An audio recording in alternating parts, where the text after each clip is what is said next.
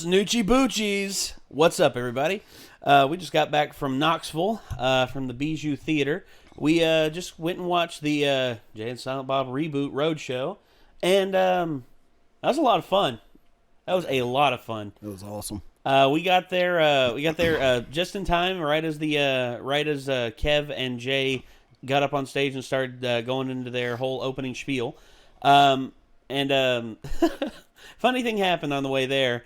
I tried to, because I felt it was so serendipitous, I tried to film the 420 mile marker as I was going down the road, because there is a 420 mile marker on the road that we took to there.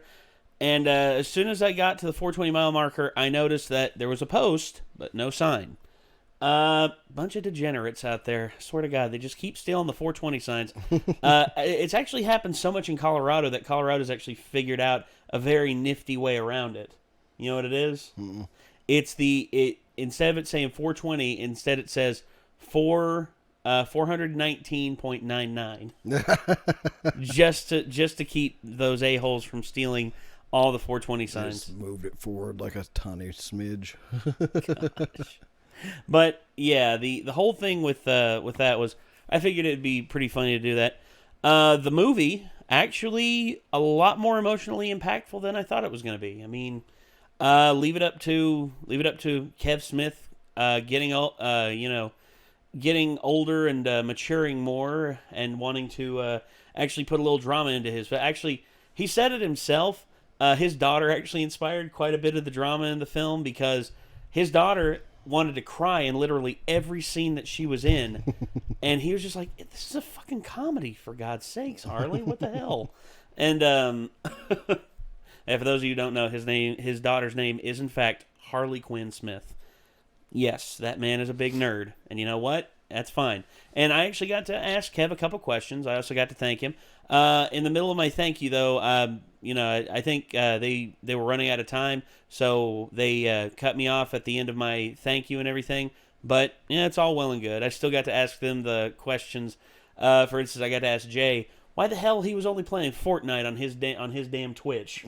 Look, I get it. Fortnite's still very popular, and he gave an explanation. Pretty funny, because he's like, "Why not Fallen Order?" And he's like, "Actually, I'm waiting on a code from Fallen Order." And then, like, from backstage, he's like, "Oh, wait, what?" And runs back, and then comes back, and he's like, "Actually, while we were talking about this, I got the code." And then everyone cheered, like, "Yeah!" And they also complimented me on my Stan Lee shirt. That's right, I'm still wearing the same getup that I did whenever I was there, and I haven't showered yet. I smell terrible. I smell like nerd sweat and a little bit of ganja, because this is a Jay and Silent Bob show after all. If there ain't someone there token up, then it's not a Jay and Silent Bob show. But yeah, so it was a whole lot of fun, and also the whole thing with the whole thing with me asking the question, I actually asked how Kev felt about Mallrats being canonized in the Marvel Cinematic Universe, which I thought that was really cool, because that's actually one of my favorite parts, if not my favorite part, from Captain Marvel, was the Stan Lee cameo in that, which featured the script from Mallrats. I also love how he worked comedy and stories into all his question answers, because like he was talking about how he called him to be like, "We might need your help with like this cameo, because like we need like Stan Lee's like vocal recordings and stuff." And then he got off the phone, and his wife was like, "Did he just ask you to do an MCU movie?" And he's like, "Ha, fuck no." Kev's a master at self-deprecation. He understands that he can poke fun at himself, and that's okay. People love him for it.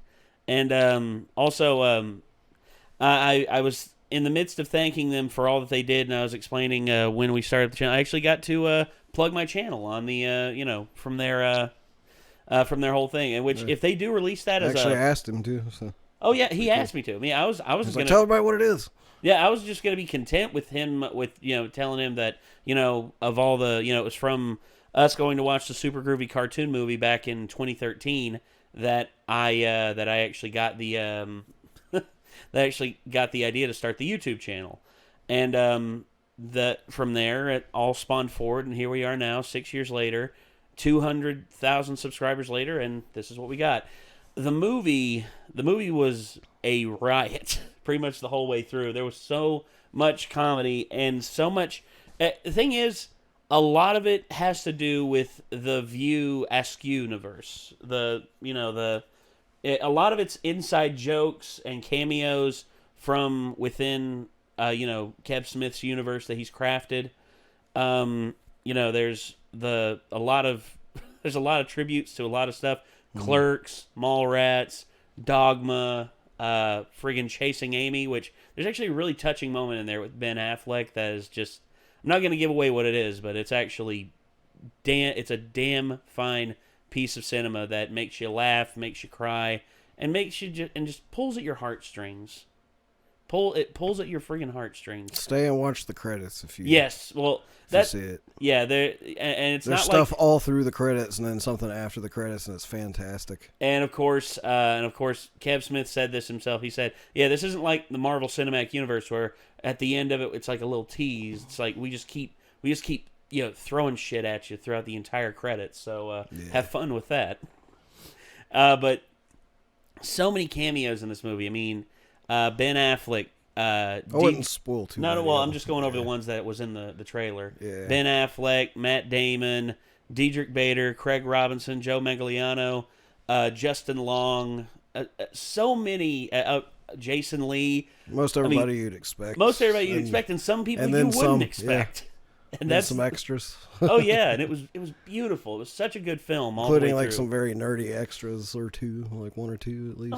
Oh yeah, and also funny enough, Kev Smith finally confirmed that Clerks 3 is now officially being made. Yeah. Because I remember back, I think it was like 5 or 6 years ago, he was trying to get Clerks 3 made, and he actually went to the Weinstein Company, who at the time had the full unadulterated rights to that film, and he said, "Hey, can we do a crowdfunding thing for this and all that? I mean, you all can still maintain the rights to it. It's just we want to keep doing our own thing. If we are able to put the money up for it, can you all take an advisory producer role?"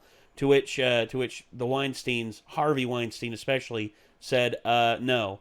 Here's $3 million for a budget, and that's what you have to use." To which Kev is just like, "Well, shit." So they had to put it on the shelf, and he said to him that was his the best way to send off the Clerks, the Clerks circle, because there's still a few unanswered questions in the Clerks universe that I would like to see. Although there is an answer that we got to an age-old question concerning Clerks. Yeah. And I'm not going to spoil it here. I'm not going to spoil it here because it is too damn good. Yeah. So hopefully when you all watch this, hopefully you all will enjoy it. And if they ever do release that as a video or as a podcast or whatever, then hey, hopefully y'all will hear me. I mean, I was on, I think it was Jay and Silent Bob, Get Old, episode 107, I think was the one, where I, either 107 or 117, where I got to ask Kev the question that Sean gave me a long time ago.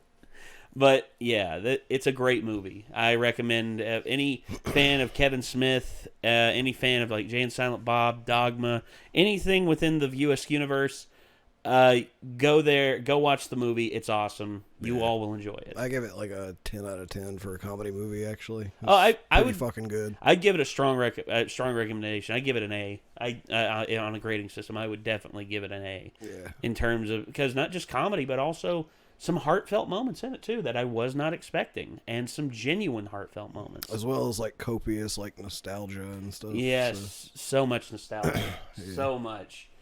But anyway, everybody, we hope that you all have enjoyed this little spiel that we went on about the Jay and Silent Bob reboot, and hopefully you all will go see it yourselves whenever it is released, either on DVD or on streaming services, or if it's still available on the Jay and Silent Bob Roadshow.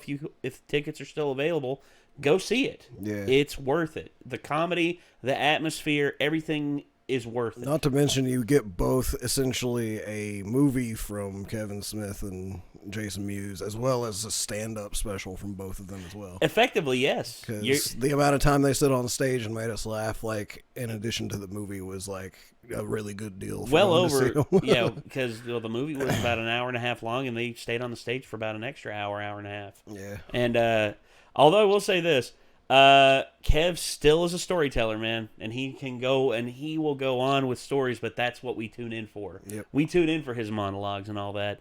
But hopefully you all will enjoy it, and hopefully this little announcement, or this little what would you call this? Like a little mini review video, mini cast, review video.